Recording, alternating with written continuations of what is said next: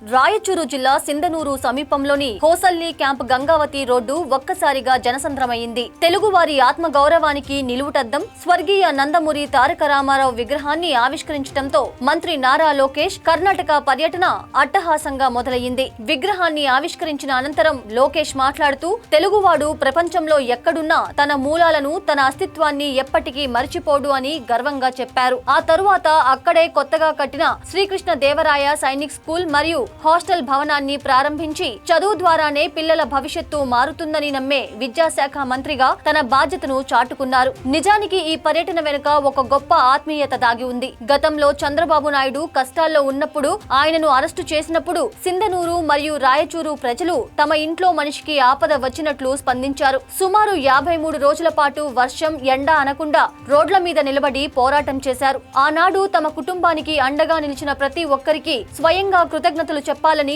లోకేష్ ఈ పర్యటనకు వచ్చారు. మీ రుణం తీర్చుకోవడానికే నేను ఇక్కడికి వచ్చాను అని ఆయన అన్నప్పుడు అక్కడ ఉన్న సామాన్య జనం ఎంతో భావోద్వేగానికి గురయ్యారు. లోకేష్ రాకతో సింధనూరు వీధులన్నీ పండుగను తలపించాయి. ఎంజీ సర్కిల్ నుంచి సభా ప్రాంగణం వరకు వేలాది మంది యువకులు బైక్ ర్యాలీతో ఆయనకు స్వాగతం పలికారు. మన రాష్ట్రం దాటి పక్క రాష్ట్రంలో కూడా లోకేష్ కు ఈ స్థాయిలో ఆదరణ లభించడం చూసి అందరూ ఆశ్చర్యపోయారు. అయితే సభా వేదికపై జరిగిన ఒక సంఘటన లోకేష్ లోని సంస్కారాన్ని అందరికీ తెలిసేలా చేసింది. నిర్వాహకులు ఆయన కోసం ఒక రాజసమైన మహారాజా కుర్చీని సిద్ధం చేశారు. కానీ వేదికపైకి రాగానే లోకేష్ ఆ కుర్చీలో కూర్చోవడానికి సున్నితంగా తిరస్కరించారు. వేదికపై ఉన్న కేంద్ర మంత్రి హెచ్డి కుమారస్వామి వంటి పెద్దలు వయసులో, అనుభవంలో తనకంటే ఎంతో గొప్పవారు మామూలు కుర్చీల్లో కూర్చున్నప్పుడు తాను మాత్రం ప్రత్యేకమైన కుర్చీలో కూర్చోవటం పద్ధతి కాదని ఆయన భావించారు. పదవి ఉన్నా, హోదా ఉన్నా పెద్దల పట్ల వినయం ఉండాలని చాటుతూ అందరిలాగే మామూలు కుర్చీలోనే కూర్చొని తన నిరాడంబరతను నిరూపించుకున్నారు.